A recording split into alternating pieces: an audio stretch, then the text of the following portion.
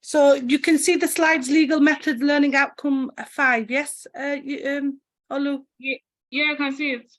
Okay, so last week we went through learning outcome 4, okay, and we looked at understanding the civil and criminal justice system and the alternative methods of dispute resolution.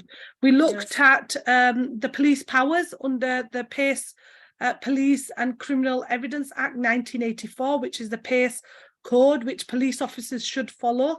So we looked at the code of conduct. We also looked at the stop and search and police powers, the right to representation. We looked at how to get any sort of free legal advice, you know, solicitors. We also looked at the role of the Crown Prosecution Service and what the Crown Prosecution Service does.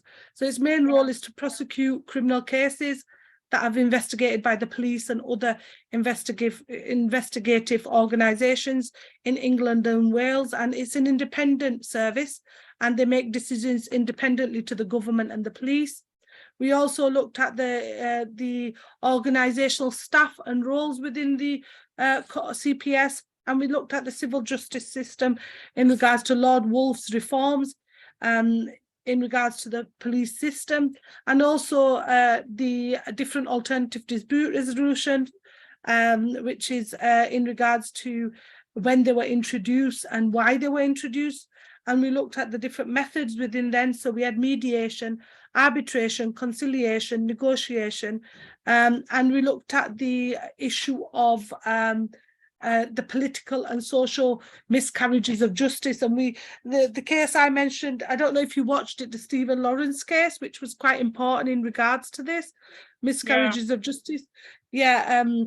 Now we're going to be looking at learning outcome 5, which is to look at identifying and how to use legal writing and mooting skills.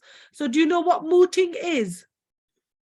When we look at mooting, I think I have an idea. It's like a court case, I think. Yeah, it's an idea for you know, for what's it called, law students to moot, and you know, it's a moot court, or it's referred to as mooting, and it simulates a real court environment to give the law students, just like practice law. Okay, yeah, practice.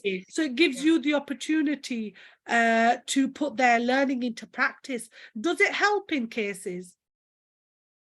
It helps to learn, I think. Okay, it helps to learn. Learn about cases.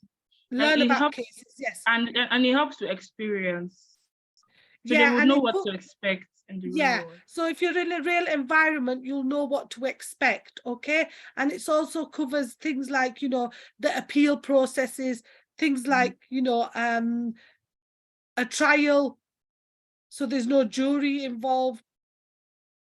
And it's there for you as an individual to learn. And they have things like mock trials and things like that, where, you know, the counsel will present the case or the argument and arguments on a point of law. So it's really, really interesting for students to do moot sessions, you know, and identify, you know.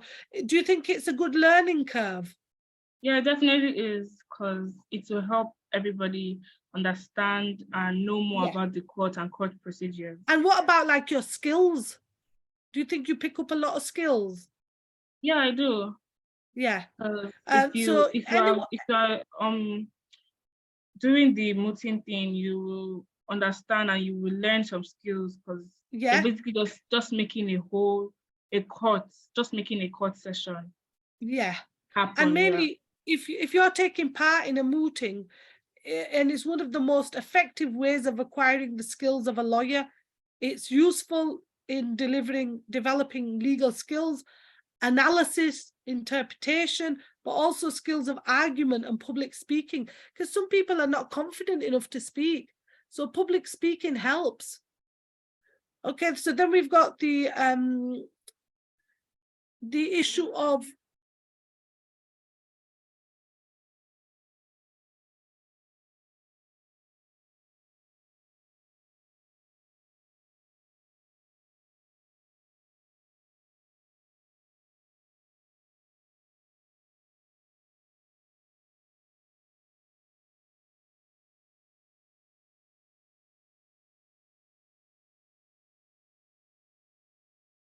So then you've got 5.1, which is to explain the importance of a bundle in mooting experiences. Okay, so you've got what is mooting. Mooting is the oral presentation of a legal issue or problem against an opposing counsel and before a judge. It is perhaps the closest experience that a student can have whilst at university to appearing in court. Do you think whilst you're doing a law degree, do you think it's very important that you have this in your degree? Yeah, definitely, because it will help you as well with experience. Why do you think it's so important? So they can have an idea of what to expect in law school, maybe, or if you just prepare them, it helps. Experience or like visual learning really sticks a lot more than anything else. So it's better that Yeah, way. so it's a good thing to have because it prepares you. Okay, what is a bundle in mooting? So court bundles, before you go into court, the moot court, you need to have a prepared bundle, court bundle, to give each judge.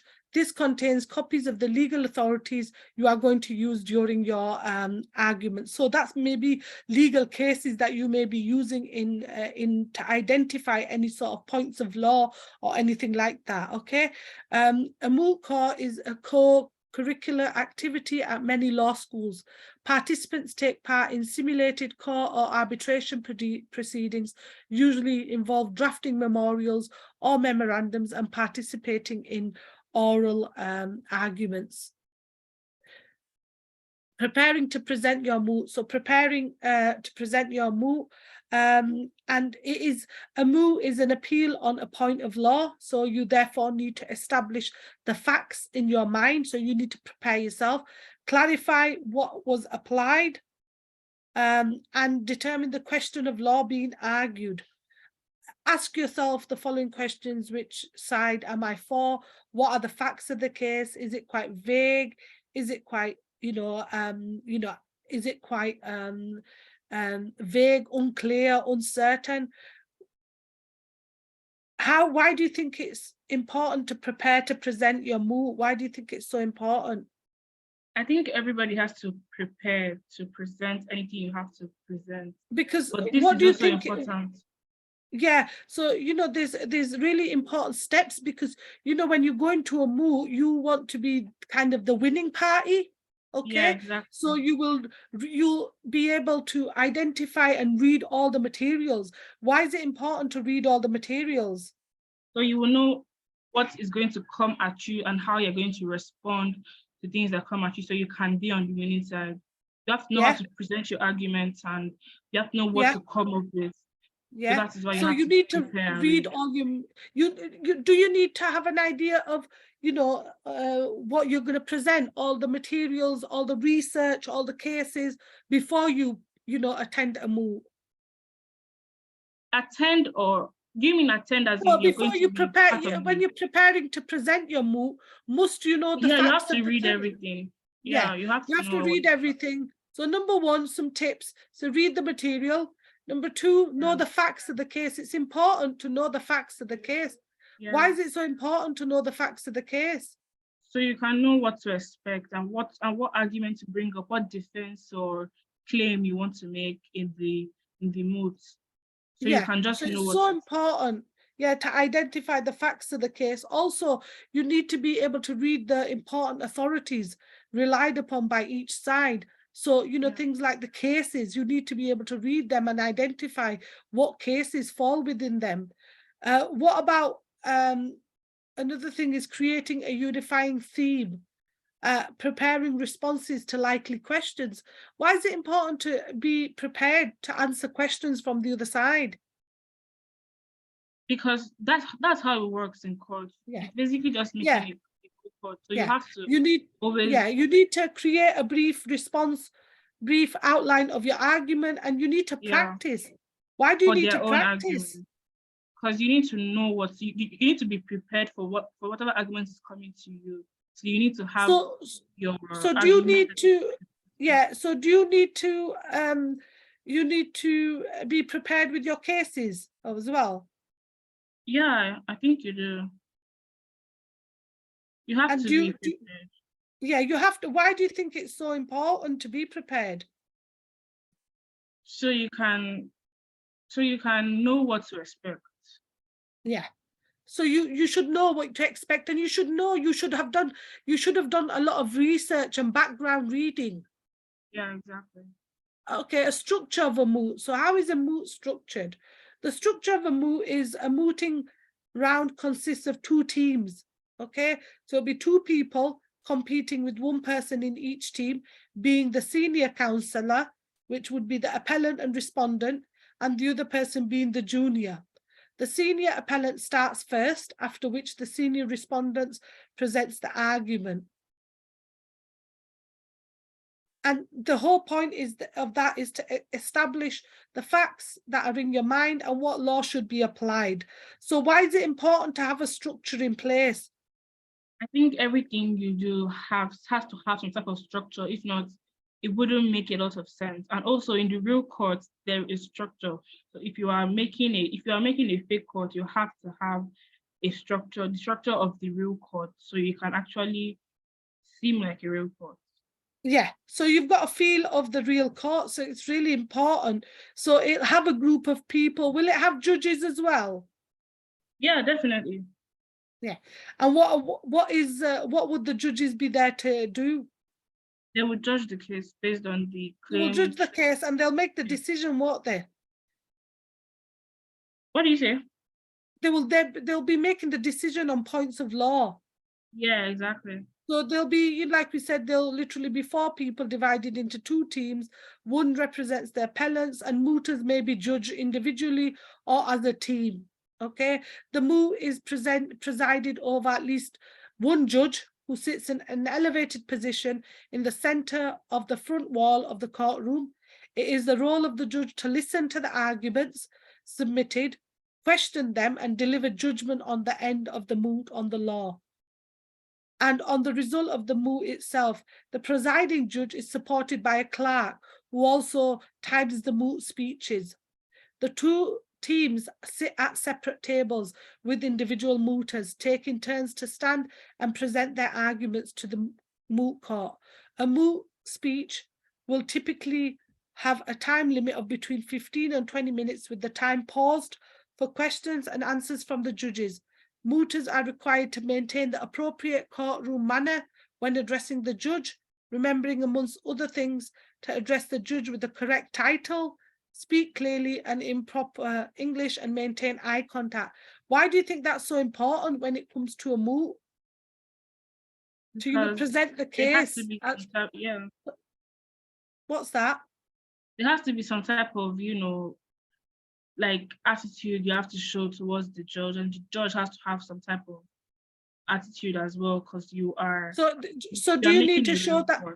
Yeah. So do you need to show that you're quite, there's authority there as well? Do you have to feel like you're in a? Yeah. So you have to feel like you're in a real court, don't you? In a real life situation. Yeah, exactly. So you have to respect the judge and show him some type of. Yeah. And the right etiquette as well. So researching your moot, okay? Why is researching so important in your moot? So you can know everything about your case. You have to be completely and utterly prepared. Yeah, so you need to analyze a problem, analyze the facts of the case, research the relevant law, and prepare written submissions. So if you're, researching something, the law must apply to what you're researching, doesn't it? Yeah. So if you're able to research, if you're researching something on the moot, it's an excellent way for students to develop their legal research. The process for preparing and researching is so important that they have to research what law. You can't go in and identify that that the law you're talking about doesn't apply to the scenario. Must the law apply? Yeah. You can't just talk about anything, can you? No, you can't. It has to apply. It has to apply. The law must apply to what you are researching, and the research must be. Must the research be up to date? What? Must the research be up to date?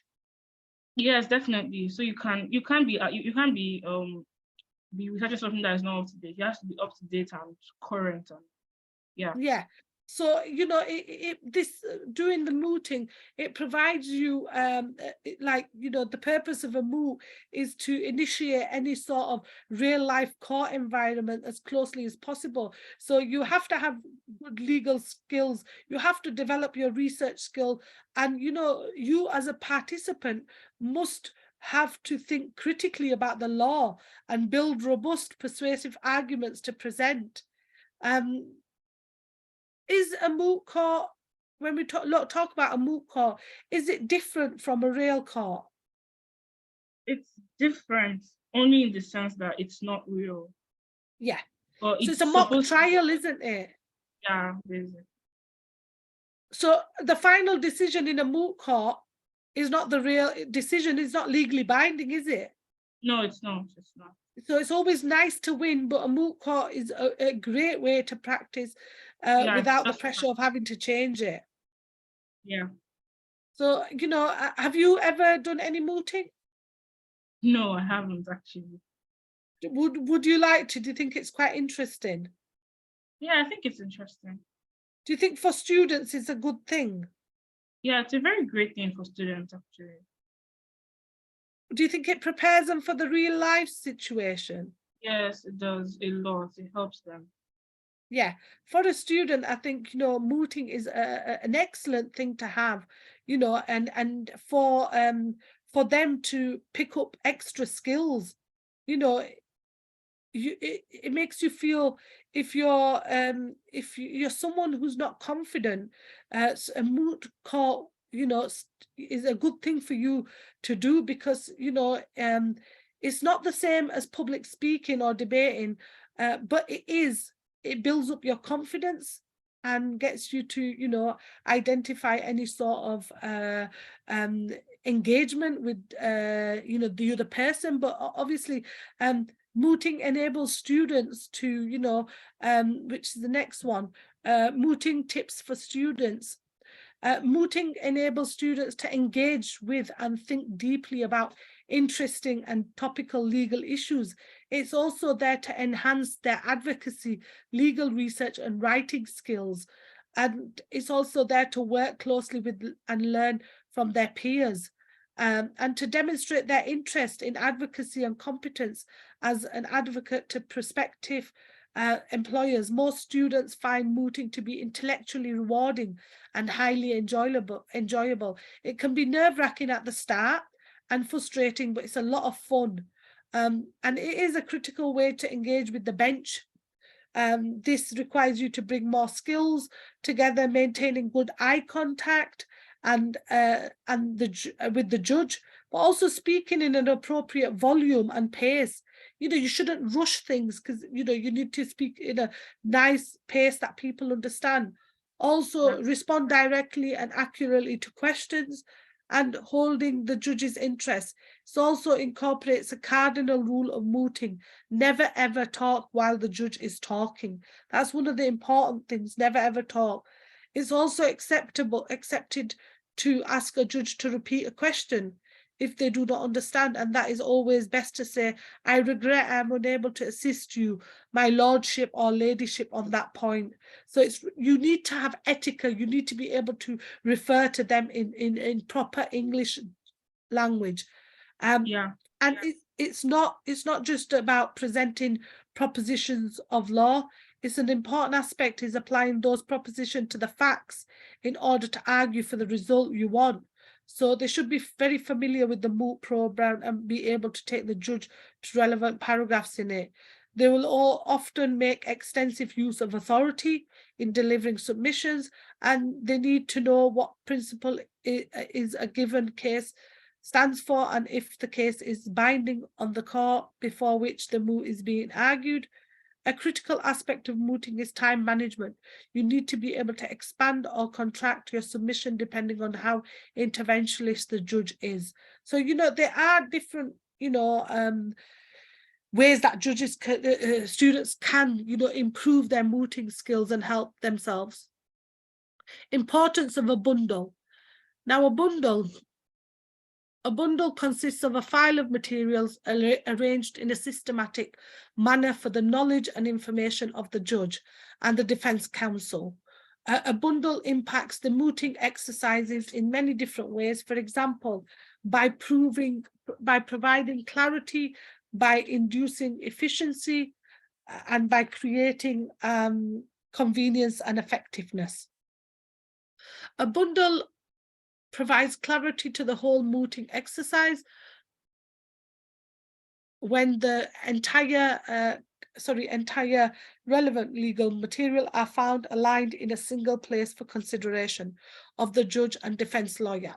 More importantly, a bundle creates convenience and effectiveness in the whole mooting exercise in the shape of satisfaction of the court and fulfilment of the whole legal process. And that's by Baskind 2018. 5.2, and analyze and apply relevant cases and statutory provisions to a given scenario. Consider a scenario here and then prepare the moot to moot the case.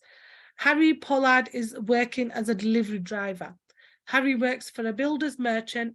Harry was delivering a construction site working. Harry witnessed a collapse and a fire in the building, not on the site.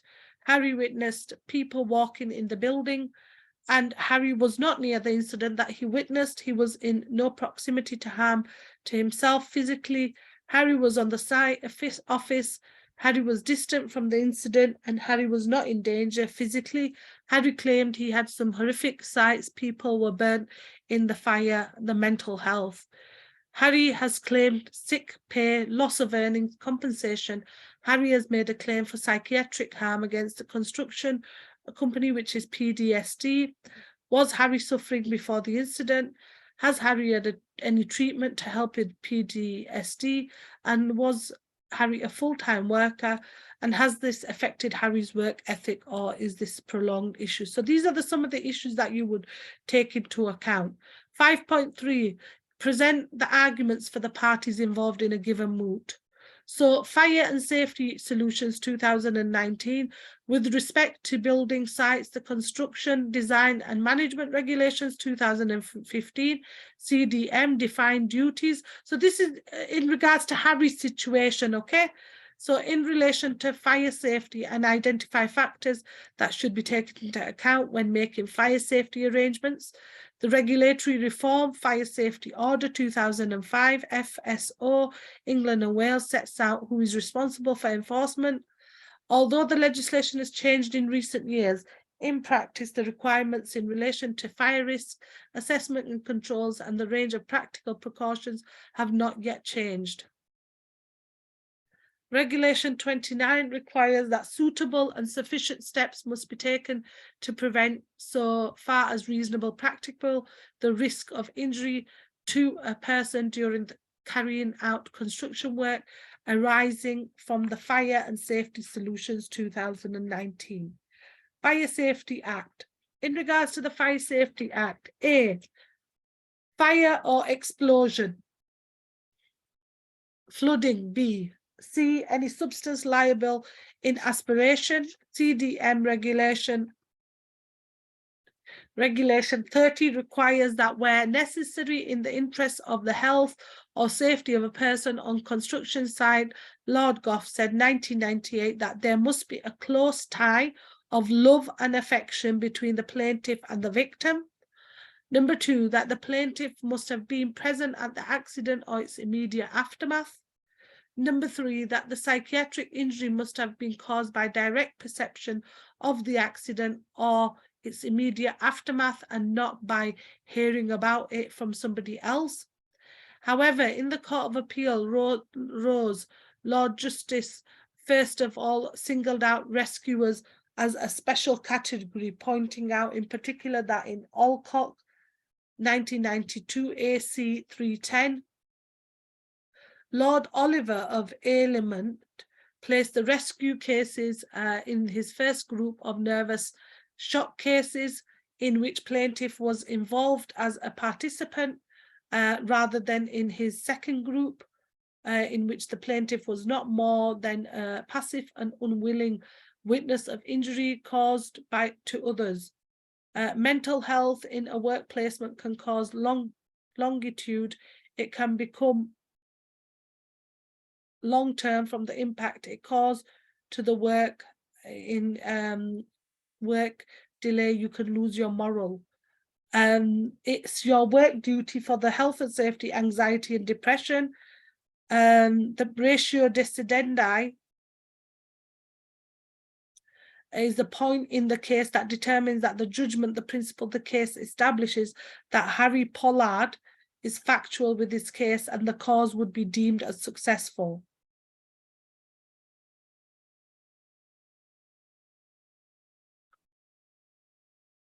(5)(d)(1), evaluate the claim and the defense based on given scenario. So the defenses made by the defendant here are in line with legal precedents set out in case law. Why is it important to use case law?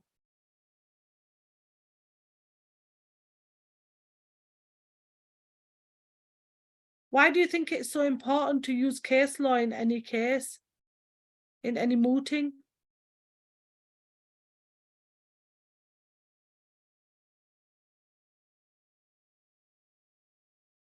Olu, can you hear me?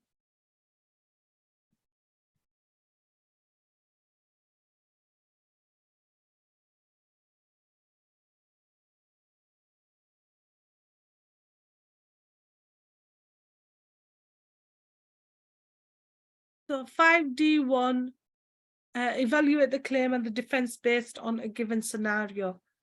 The defenses made by the defendant here are in line with legal precedent set through case laws. McFarlane and Caledonian, 1993. Alcock Chief against Chief Constable of South Yorkshire, and White and Chief Constable of South Yorkshire, are all relevant legal authorities, precedents that consolidate the defendant's position. The status of a secondary victim in the eye of the law is weak in comparison to the primary victims who are at a greater loss. Also 5D1, you have given the claim and defense based on the given scenario. Study the 3 cases and then come up with the conclusion. These cases are uploaded onto Moodle. Have a look at the 3 cases, which is the McFarlane and E.E. Caledonian, 1993, Alcock and Chief Constable for South Yorkshire, and White and Chief Constable in regards to the defences. And it's important, you know, with regards to moots that so there's, when you're doing a moot, there's no jury in process, so there's no jury there. So instead, students in any given situation are given a hypothetical case and asked to research that case, and it's so important that they get previous precedent to identify that case may be similar to the scenario that they're going through, because you know if you want to become a solicitor or barrister, mooting again is a really, really important and a vital part of studying to become a barrister or a solicitor, and it's the closest anyone you'll get to appearing in a court while you're a student, and it's hugely rewarding experience, and it will help you decide if this is the profession for you. And if you don't enjoy mooting, then you know it's difficult for you to take that avenue of becoming a barrister or solicitor, because that's it's an interesting area for you to go into. Okay, so please have a look at these cases. There are 3 cases which I've mentioned and uploaded onto Moodle. The references are all here in regards to the situation of Harry and things about mooting as well. There's a tutorial and a video there you can watch in your own time.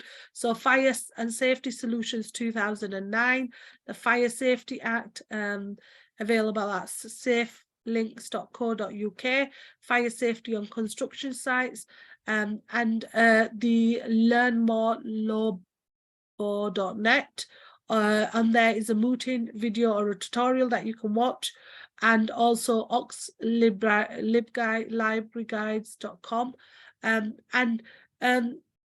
This is the learning outcome 5, which we've looked at the issue of mooting and the issue of the structure of mooting, how to use legal writing and mooting skills, and why it's so important to prepare a bundle, the use of a bundle in a mooting court.